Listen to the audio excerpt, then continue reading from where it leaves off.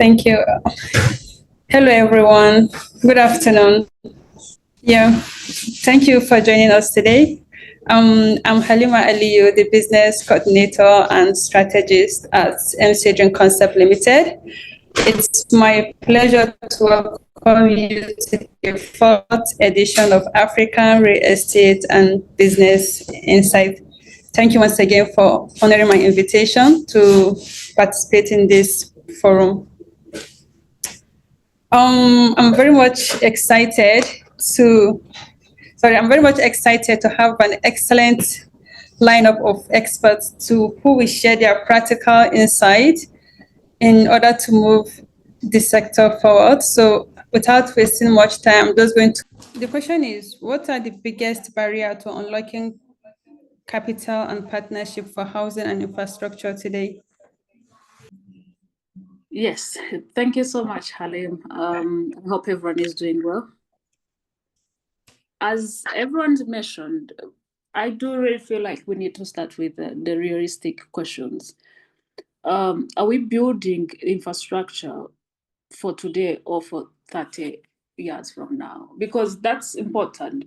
And a lot of the local market or the local developers that we have, however, they are trying to develop, but they are really they have a mindset of thinking small, and that mindset is not going to help. And that's why we are having issues in bringing investors in the countries of Africa. As a person, I've been really trying to move, bringing investors in Africa, but also raising capital for developers and also much big project in the government. You find major issues we have is mindset, and those mindsets are killing the future, but also they're not going to be aligned with the mindset of our investors.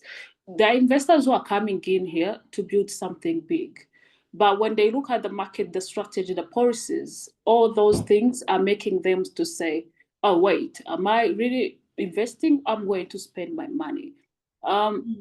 So we really need also to look at ourselves and change our mindset on what we think is the structure or infrastructure of today, instead of, as we are focusing also to think about the future of the infrastructure, because it's really important. We can't build while we are also building the things that don't really match the standard of 30 years.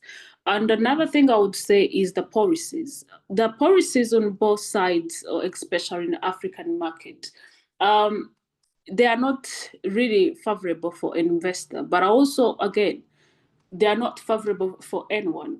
I would say that as a person also who is a developer, some of the challenges that we have had in different countries, you'll find the policies that are there. They rather give someone free taxes for maybe 30 years from now because they've invested a certain amount.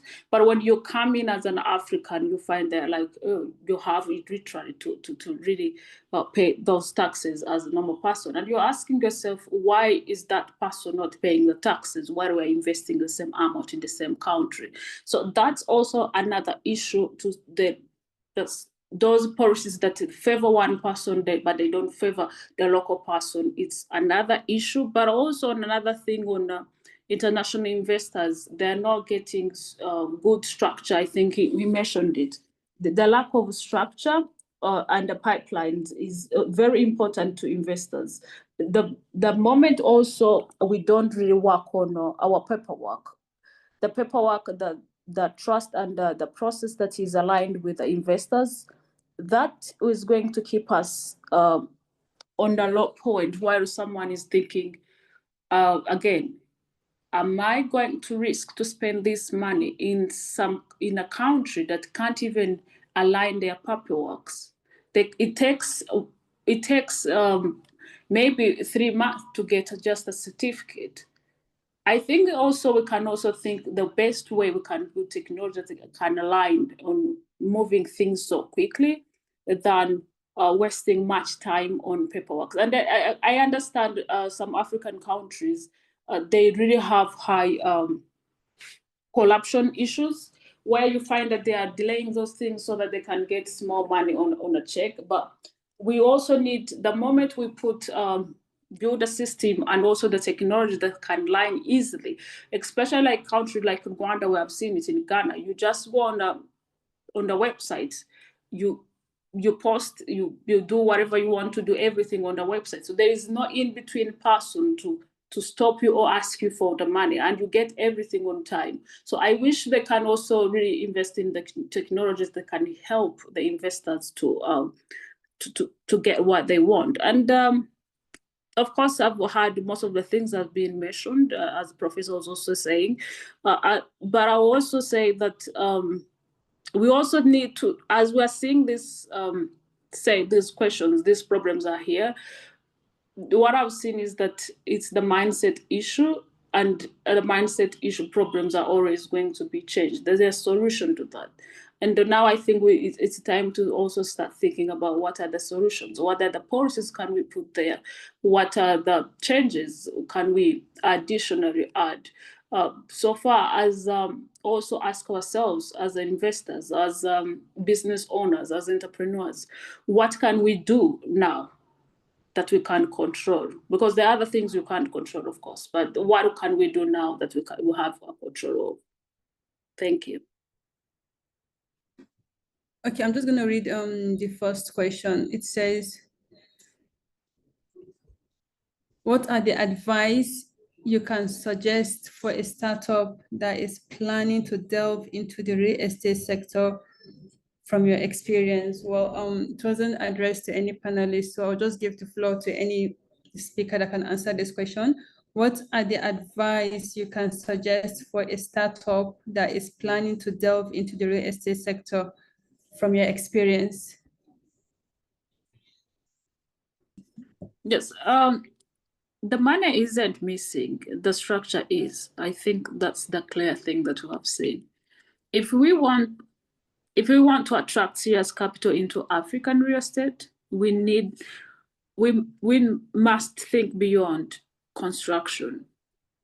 We must start thinking like our own, like our operations, like our global partners, like our how can I say it? We also need to start thinking globally.